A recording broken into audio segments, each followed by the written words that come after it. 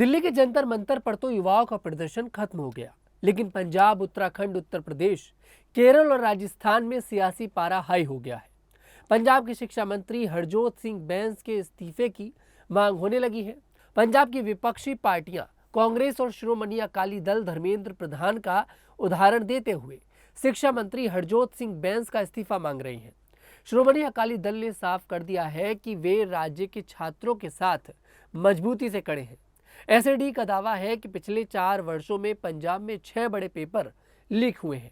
ऐसे में शिक्षा मंत्री को जवाबदेही लेनी चाहिए और इस्तीफा देना चाहिए। पंजाब कांग्रेस अध्यक्ष राजा वांडिंग का कहना है कि जब राष्ट्रीय स्तर पर जवाबदेही तय हो सकती है तो राज्य स्तर पर क्यों नहीं। हरजोत सिंह बैंस का इस्तीफा होना चाहिए। उन्होंने आरोप लगाया कि राज्य में जब भी छात्र पेपर लीक के खिलाफ आवाज उठाते हैं तो भगवंत मान सरकार उनके ऊपर लाठियां चलवा देती है। पंजाब कांग्रेस अध्यक्ष ने यह भी याद दिलाया कि आम आदमी पार्टी नेता मनीष सिसोदिया ने कहा था कि राज्य में अगर कोई भी पेपर लीक होता है तो जिम्मेदारी तय की जाएगी। उनका कहना है कि आम आदमी पार्टी अपने वादों को याद करे और जिम्मेदारी तय करते हुए पंजाब के शिक्षा मंत्री हरजोत सिंह बैंस का इस्तीफा हो। वहीं बात कर लेते हैं उत्तराखंड की। उत्तराखंड में हाल ही में बड़ा मामला सामने आया। जुलाई 2026 में वीर माधो सिंह भंडारी उत्तराखंड टेक्निकल यूनिवर्सिटी में बीटेक के 2 पेपर लीक हो गए। Machine learning for internet of things और electromagnet field theory assistant professor Ashish Kumar Gupta पर आरोप है कि उन्होंने व्हाट्सएप और इंटरनल पोर्टल पर सवाल शेयर किए। यूनिवर्सिटी ने दोनों परीक्षाएं रद्द कर दी थी। प्रोफेसर को 7 साल के लिए परीक्षा ड्यूटी से बैन किया और गिरफ्तार कर लिया गया।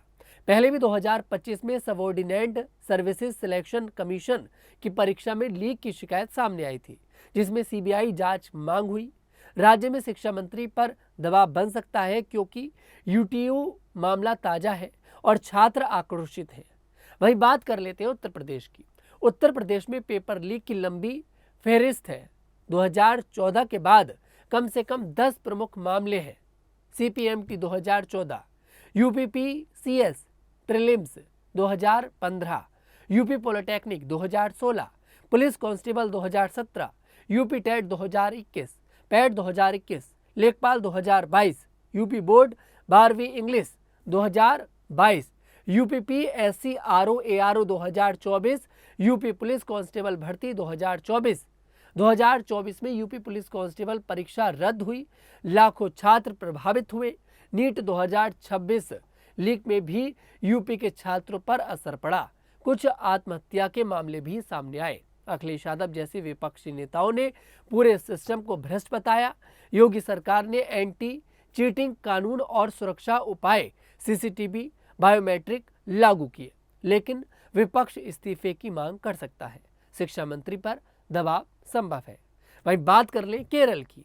केरल जो शिक्षा में बेहतर माना जाता है, वहां भी पेपर लीक के मामले सामने आए हैं। दिसंबर 2024 में एसएसएलसी इंग्लिश और +1 mathematics paper YouTube channel MS solution पर लीक हो गए। क्राइम ब्रांच ने स्कूल प्योन अब्दुल नासर को गिरफ्तार किया, जो पेपर टीचर को देता था। 2025-26 में भी कन्नौर यूनिवर्सिटी बीसीए पेपर प्रिंसिपल द्वारा व्हाट्सएप पर शेयर करने का मामला आया था।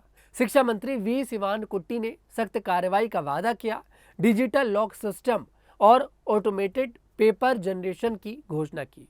केरल में लीक कम है, लेकिन स्कूल स्तर पर विवाद बढ़ा। इस्तीफे की मांग अभी कमजोर है, लेकिन राष्ट्रीय लहर असर डाल सकती है। वहीं अब बात कर लेते हैं राजस्थान की। राजस्थान पेपर लीक का हॉटस्पॉट रहा। एसआई भर्ती, जेई सिविल 2020-21, रीट आदि में बड़े घोटाले।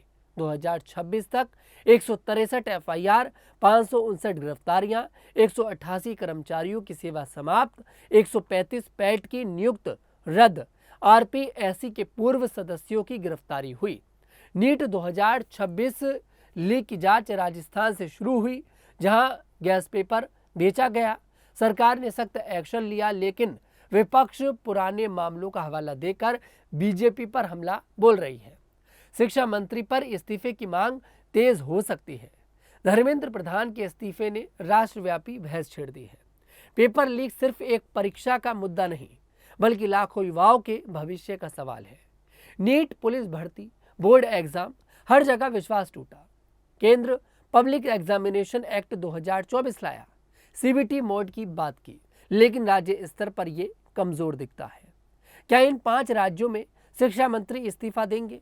यह राजनीति, जन दबाव और सबूतों पर निर्भर करता है, लेकिन एक बात तय है, शिक्षा व्यवस्था में पारदर्शिता और जवाबदेही जरूरी है। छात्रों का भविष्य दांव पर है। सरकारों को मिलकर समाधान निकालना होगा, वरना विश्वास का संकट गहराएगा। फिलहाल इस पर आपकी क्या राय है, कमेंट सेक्शन में जरूर बताइएगा। मैं तनुज दीक्षित फिर आपसे मुलाकात करूंगा। तब तक के लिए हमारे साथ देखते रहिए न्यूज़ 15।